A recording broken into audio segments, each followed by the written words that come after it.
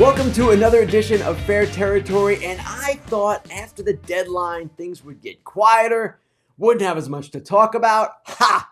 We've got plenty to talk about this week, of course starting with the brawl, but we'll get into that. We've also got wildcard races, we've got the collapse of the Angels, we've got post-deadline reviews, all kinds of things going on. But of course, I want to start with the biggest story of the week, and yes, it was what went down Saturday night in Cleveland. José Ramírez versus Tim Anderson, technical knockout. The first thing I want to mention here is Tom Hamilton's brilliant call on the Guardians radio network. Down goes Anderson. To do that in the moment, seconds after the fight actually started, it's actually astonishing to me that he would do that he would have the presence of mind to just come up with that line, which of course evokes Howard Cosell's great call, George Foreman versus Joe Frazier. I was a young child when this happened. That was the down goes Frazier line. Tom Hamilton, give him the Frick Award right now. He's been a finalist before, but give it to him for that alone. It was amazing. Now, for the fight itself and for what happened, a couple of things stood out to me most. One was what José Ramírez said after the game about why this kind of got started. And he said Tim Anderson has been disrespecting the game for a while. Now, what he was talking about with regard to that particular series was Friday night when Anderson applied a hard tag on the Guardians rookie Brian Rocchio, and Saturday when, according to Terry Francona, Anderson was chirping at Gabriel Arias. Now, we talk about letting the kids play, letting players' personalities show, and I'm all for that. A lot of fans are all for that. And yet, there is a line. There's always going to be a line. And that line is not being drawn, in this particular case, by an old-fashioned sports writer, some fuddy-duddy fans, some people who don't have a sense of the modern player. No, it's being drawn by one of Tim Anderson's peers, one of the biggest stars in the game, actually, José Ramírez. Used to be in this sport, players police themselves. And it was a healthy thing in many ways. It was unhealthy in that players sometimes got hurt when guys threw at each other. We all understand that. But there is something to be said for what happened here. And José Ramírez evidently decided enough was enough. So you never want to see players get hurt under any circumstances. That's not something anyone would want to encourage. But at the same time, this is an example of, again, players policing themselves and one player saying to another, physically, as it turns out, we're not going to take that anymore. So that was one thing that stood out. The other thing, and this is actually a little bit more meaningful to me, what the heck has happened to Tim Anderson? And I'm talking more about Tim Anderson as a player, not as a guy. He's had a horrible year. And I go back to the WBC. This was just in March, 5 months ago. He was the talk of the WBC. I wrote a glowing column about Tim Anderson and the way he was playing. I quoted Mark DeRosa, the manager, as saying, out of any player on the U.S. team in the WBC, he has grown on me the most. Michael Young, one of DeRosa's coaches, called Tim Anderson a flat-out competitor. Mike Trout, one of the biggest stars in the game, said of Tim Anderson, he's a star. There's no other way to put it. Tim Anderson in the WBC played second base, out of position. He had an 880 OPS or so, only, 18 at bats, whatever it was. But he was brilliant. And then the season started. He missed some time with a sprained left knee. Okay. But he has not been the same player. And I want to show you some numbers that will demonstrate this. The rise and fall, actually the fall of Tim Anderson. Those were his career numbers up top. 283 batting average, 98 career home runs, 740 career OPS. This year, 244 batting average, 1 home run, 576 OPS. That is the lowest among qualified hitters. Now, Tim Anderson, the White Sox hold a club option on him for next season. I would not be surprised to see him traded this offseason with the club option. The team that gets him can exercise it if the White Sox don't exercise it first, however they want to do it. It's just stunning to see his fall. And, of course, this fight and his fall and his fight kind of exemplified all that. He needs to get it back going somehow. And I don't know what it's going to take. And I know he had some tweets that were kind of vague and cryptic over the weekend. Tim Anderson can be and was and should be a big time star in this game. And I hope we see that again from Tim Anderson. All right, moving on here. Let's go to more on-field matters, shall we say. The National League wild card race. And I put race in quotes because, I don't know, it's kind of a sputtering affair right now. And let's look at the standings first of all to show you just how odd this has become in terms of what the race is. All right, the Cubs, of all teams, a team that almost sold but did not, now tied for the third wild card position with the Reds. The Cubs have won 13 of 16. They're also a game and a half out of first place in the Central with the Reds. But look at the other teams. The Reds, losers of 6 straight since the deadline. The Marlins, losers of 4 straight. The Diamondbacks, losers of 6 straight, and I believe 22 of 29. These teams have just fallen apart. And then there are the Padres, who every time you think they're kind of coming, they don't. So I fully expect still that the Padres are going to charge in this race. They have too much talent. And they did some nice things at the deadline to supplement their roster. Things that I've complained about in the past with them that they haven't done. Building a coherent 26-man roster. They built around the edges at the deadline instead of going for their latest star. So I do expect with the collapses of the Reds, Diamondbacks, and Marlins that the Padres are eventually going to slip into this thing somehow. I also expect some of those teams to revive a little bit. And we'll talk more about that in the Inside Dish segment and their actions at the deadline, those sagging clubs, and what happened. But it's all in front of the Padres. And this is a line that managers often say this time of year. You've heard it from Aaron Boone with the Yankees. It's all in front of us. It is all in front of the Padres. There are no excuses. If they get beat out by these low-revenue teams that are ahead of them, shame on the Padres. It's ridiculous already. They should be a much better club. And yet, here they are again, chance to go to 500 on Sunday Night Baseball. They fall on their faces. They're 2 under. It is time for this team to finally get going. Of course, we've been saying this for 4 months, but with less than 2 months left, I would think that, yes, it's time for the Padres to really finally make their move. No excuses. Let's go. All right, finally, let's talk about another team that is absolutely collapsing. A team that went all in at the deadline, did not trade Shohei Ohtani, dealt a bunch of prospects, and of course is, again, performing like they performed really for the past decade. I'm talking about the Los Angeles Angels. The Los Angeles Angels have lost 6 straight since the deadline, 7 of 9. They entered the deadline 56 of 51 with a 19.5% chance of making the playoffs. Not bad. Now they're 56 and 57, below 500, down to about a 2.2% chance of making the playoffs. Now, Phil Nevin said what he had to say after their latest loss, and of course a manager is going to say what he said just here.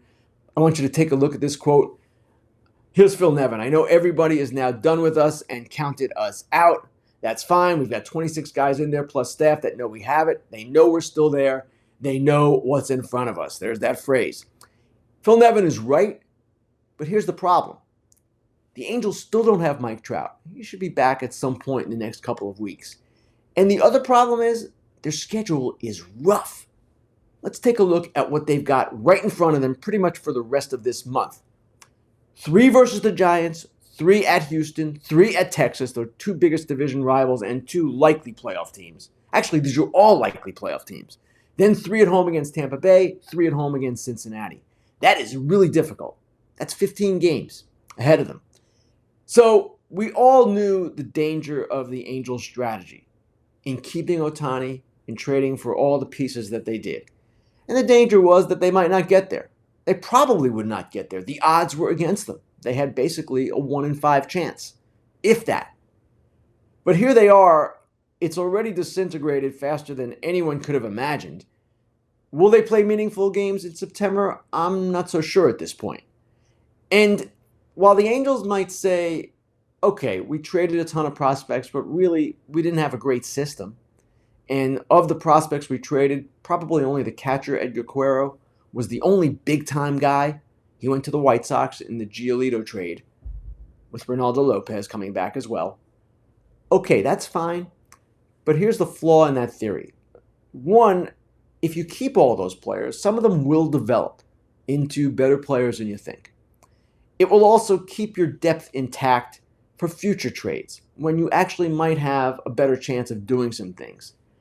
It just leaves you, in a sense, barren. Now, I don't expect most of the players they traded to become major league contributors, much less stars. But at the same time, to say you didn't hurt the organization by doing this, well, the original sin was keeping Ohtani at last year's deadline, 2022, when you could have cashed in, when you could have made the Juan Soto trade. From there, they've just compounded it. And I understood when they decided not to trade Ohtani, and I understood all the reasons for that. At that point, okay, you go for it. You might as well not go halfway, right? But this was the risk. This was the danger. This was the choice they made and the chance that they took. It's going to backfire. I'd be shocked if they came out of this. And it's just something that, frankly, we all saw coming. Time now for the Inside Dish. This is the segment in which we go inside a story I've written, inside a trend in the game. This week, though, I want to go kind of backwards, go back to the deadline and go inside the deadline and kind of revisit some of the things that have happened and some of the outcomes that already have taken place. You had some fan bases that were rather upset with the conduct of their teams, and understandably so. You had some teams that didn't do a whole lot. And I'm going to start off talking about two of those teams, because both of these teams, while they didn't do a whole lot, they're actually coming out of this pretty well. The first of those is the Minnesota Twins. The Twins needed a right-handed hitter. They needed more bullpen help. And Aaron Gleeman of The Athletic wrote a scathing and appropriate column about their lack of activity at the deadline. Well, here are the Twins. They've won 5 of 6 since the deadline versus the Cardinals and the Diamondbacks. And the rest of the division, we know this, got weaker. Guardians traded Savali and Rosario. The Tigers traded Lorenzen. The Royals, Chapman and Barlow. And Nicky Lopez. And the White Sox, they traded everybody. So part of the Twins' lack of urgency was due to the fact that they knew the division was basically coming apart around them. And they knew that they'd be okay if their better players started performing well. We still haven't seen that, really, from Correa and Buxton. So much of what the Twins are built on depends on those guys. But they've gotten contributions from younger players, Wallner and Julian, some others. So the Twins are in a commanding position in the AL Central. Did they do enough to maybe win a round of the playoffs, which we haven't seen them do in a while? No, but they're in decent shape. Then there are the Mariners, a team that actually traded its closer for the second time in 3 years. Paul Sewald, he was the one who went this time. He went to the Diamondbacks. And they didn't do much else. Didn't trade Teoscar Hernandez. Didn't really buy at all. And you wonder, what the heck are the Mariners doing? Now, I know they got some pieces back for Sewald. Okay, I get it. But the Mariners were a team that people were wondering, what are they doing? They were in the playoffs last year for the first time in forever. And now they're just kind of sitting there stagnant? Well, the Mariners, they've won 5 of 6. They're in pretty good shape right now. And it goes to show you again that sometimes keeping it together is not such a bad thing. One more team I want to talk about before I get into some other stuff with some teams that have not fared as well. The Dodgers. Now, the Dodgers, as I wrote about last week, they didn't get Eduardo Rodriguez. They had a deal in place. He vetoed it, invoking his no-trade rights to that particular team. He had a 10-team no-trade list. They have pitching issues, and they were left with kind of a difficult spot because they had acquired some players, but none of them are impact players. I'm talking about Lance Lynn and Joe Kelly. I'm talking about Ahmed Rosario and Kike Hernandez. Didn't look like much, right? Lynn had the highest ERA in the majors, most home runs allowed in the majors.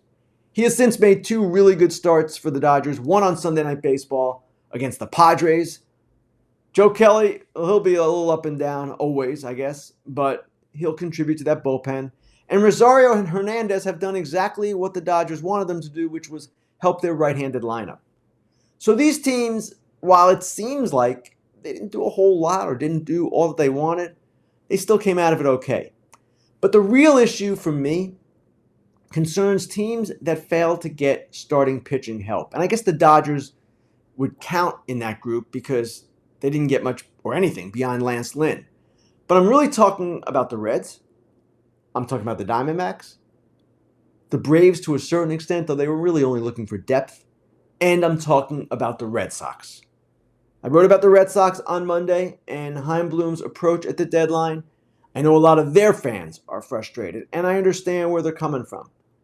This is a team that, yes, it did not have great postseason chances, great odds at the time of the deadline, but they needed starting pitching, didn't get it. Now they've got Sale coming back and Trevor Story this week, Tanner Houck, Garrett Whitlock eventually. Okay. And if those guys stay healthy, in my view, the Red Sox still can be okay.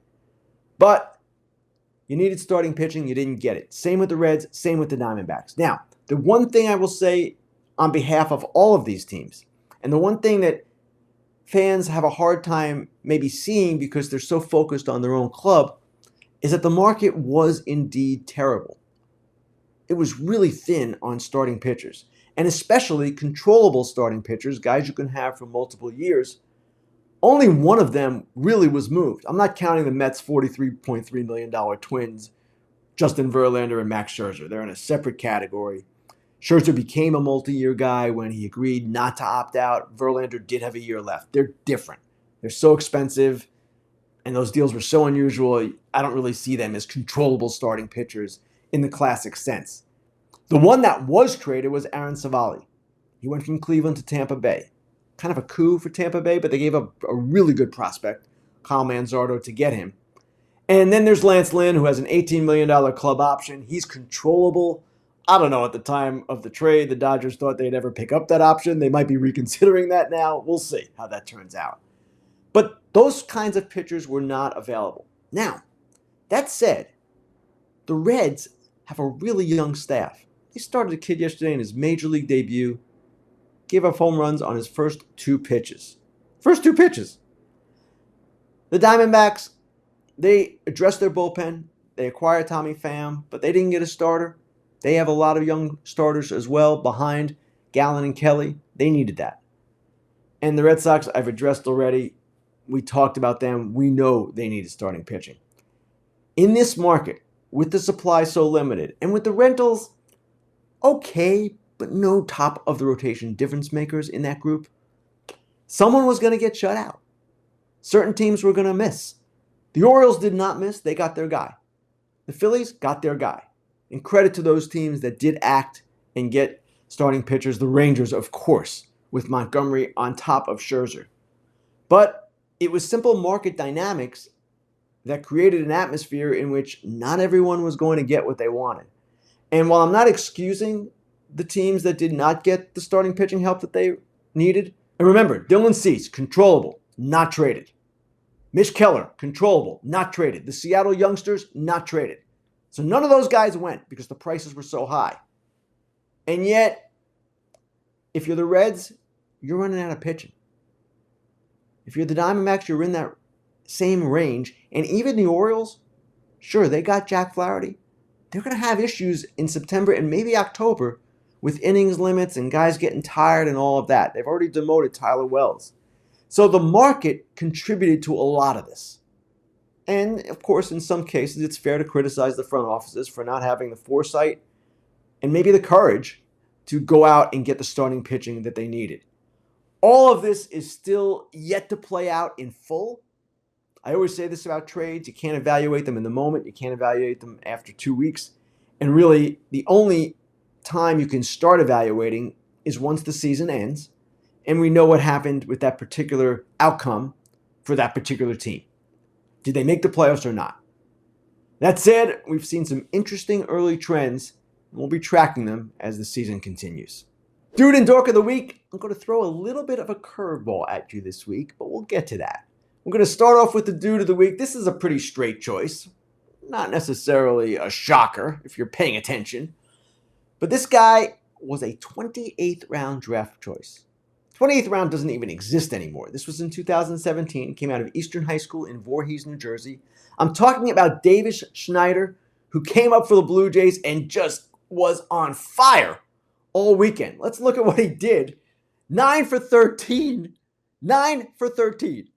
to start his major league career. As you can see, that's the most, or tied with Cochler triplet for the most in a player's first 3 career games since 1901. Davis Schneider, Cochler triplet. So Davis Schneider does this for the Jays. He's got 21 homers at AAA, 969 OPS. They could not deny him. He came up, made an immediate impact. Davis Schneider, you are the dude of the week. Now, my dork of the week, this is where the curveball comes in. It's the fans of the Philadelphia Phillies for going soft with their surprising, out of nowhere support of their $300 million struggling man, Trey Turner. Now, I went to school in Philly. I worked 2 years in South Jersey, the Courier Post, right outside of Philly. So I know Philly a little bit. When I was in college, I attended a Giants-Eagles game at Veterans Stadium, since demolished. I was a Giants fan. I rolled up in my orange Ford Granada with New York plates into the vet parking lot, and people were throwing rocks and bottles at my car. That's the Philly I know. When I turned professional like I'm a player. When I became a writer, started working, my second job was, as I mentioned, the Courier Post in New Jersey. Covered Mike Schmidt. One day, I got to go to the Phillies. That wasn't my regular beat. And it was the day after he was quoted by a Canadian reporter as calling Philly fans a mob scene, uncontrollable, beyond help. Schmidt took the field that day in a wig, shoulder-length wig, and sunglasses because he so much feared the fans' wrath. That's the Philly I know. And then I go last year. I write a column saying Joe Girardi should not be fired. From the moment that column was published until the end of the World Series and even beyond, Phillies fans have been all over me, and I must say, rightly so. They were right and I was wrong. That's the Philly I know. This Philly? This is like Kansas City. Midwest nice. You guys are losing your reputation, man. You've gone softer than a soft pretzel. Philly fans, dorks of the week. It's been hot and sunny everywhere lately, so protecting your eyes is really important, which is why I want to tell you about our new sponsor, Shady Rays. Now, Shady Rays is an independent sunglasses company that has a world-class product that is just as good as all the expensive sunglasses that are out there. They have durable frames, extremely clear optics for outdoor adventures, and what really separates them is the best protection plan in the industry. If you lose or break your pair, even on day one, they will send you a brand new pair with no questions asked. And if you don't love your Shady Rays, you can exchange them for a new pair or return them within 30 days. So you can buy and wear your Shady Rays with the confidence that they have your back. Now, from building playsets for pediatric cancer patients to providing young adults with MS the outdoor adventure of a lifetime, Shady Rays is helping communities all over the place. And this is why I'm really happy to be associated with them as well. Now, Shady Rays are giving out, at this moment, their best deal of the season. So go to shadyrays.com and use this code, FOUL, for 50% off 2+ pairs of polarized sunglasses. Try for yourself the shades rated 5 stars by over 250,000 people. Time now for Grillin Ken. Let's get to your questions. This one comes from Rocky Joe Shields, and Rocky asks, do you miss the waiver trade deadline? With expanded playoffs, it feels like more teams might be out of it and some bigger trades happen. It's a good question, and my friend Jason Stark in The Athletic last week after the deadline raised the question of should this deadline be pushed back to August 15th perhaps to give teams more clarity, give them more of a chance to figure out who they are by that date, and then we can see from there what teams want to do. The waiver deadline, from a personal standpoint, was a major pain in the rear. I hated it. And I hated it, and this is selfish on my part. Not because trades were made. Trades are always fun. But if you remember who went on waivers and who was claimed, it was all confidential. And oh my gosh, trying to get that information was like trying to get something out of the CIA. And then it also just continued trading season, and it just kind of dragged on, and there was no break. That's my selfish personal reasons. From the standpoint of the sport, it was just confusing, and the waiver process as a whole was this Byzantine, complicated mess, and it just led to a lot of different kinds of issues. That said, what Jason wrote about pushing the deadline back and maybe giving teams more time, it's something he basically concluded should not happen based on this year's deadline, which was a little bit unusual. But it's something we need to watch in the coming years, because if more teams being in it leads to less of a sexy July 31st, August 1st deadline, then baseball will need to revisit this question. And it's an interesting question. I've always liked the fact that you have 2 months to go after the deadline. You have to make a decision after 4 months, and then 2 months left, and you have to figure it out. August 15th, there'd be only 6 weeks left. It's just a little bit different, the dynamic. I'm not sure it would be beneficial. But again, something to watch because, as you mentioned, Rocky, the expanded playoffs have changed the entire way teams approach the postseason picture and the deadline. Next question comes from Austin Leclerc. Austin says, is the NL Central the most interesting division race? I would have to answer yes. And it's become all the more interesting because of the Cubs' surge. 13-3 roll right now, going into Monday's play. 13-3. Sahadev Sharma of The Athletic wrote today about their offense and just how it has carried them through this latest push that they're on. They have a real chance of winning the division, and this shows the value sometimes of keeping a team together and not just conceding because the playoff odds are not necessarily great. The Cubs were playing better at the deadline, decided to keep the team together. Looks good right now. What's interesting about this race is that the Reds, it seems to me, are fading. Now, I don't say that just because they've lost the 6th straight, but as I mentioned in the previous segment, they're kind of running out of pitching. They've got more kids. Yes, I get it. But it's going to be really tough for them, even with Hunter Green and Nick Lodolo coming back, to sort of get through the season. And we're assuming those guys are going to come back healthy. Then there are the Brewers, who did some things at the deadline that I really liked. Carlos Santana, Mark Canha, Andrew Chafin, good moves. Brandon Woodruff came back on Sunday, looked great. They are still the team to beat, in my estimation. But the Brewers are not so good where you say, whoa, can't touch them. So Cubs, Brewers, Reds, it's going to be interesting right to the finish. Okay, next question comes from Nick Tim. Nick asks, who is your current American League Rookie of the Year, and do you think it'll finish that way? Nick, if I had to say this before Sunday, I probably would have said Josh Young of the Texas Rangers. But on Sunday, Josh suffered a fractured left thumb, really unfortunate. He's going to be out for some time. We'll see just how long.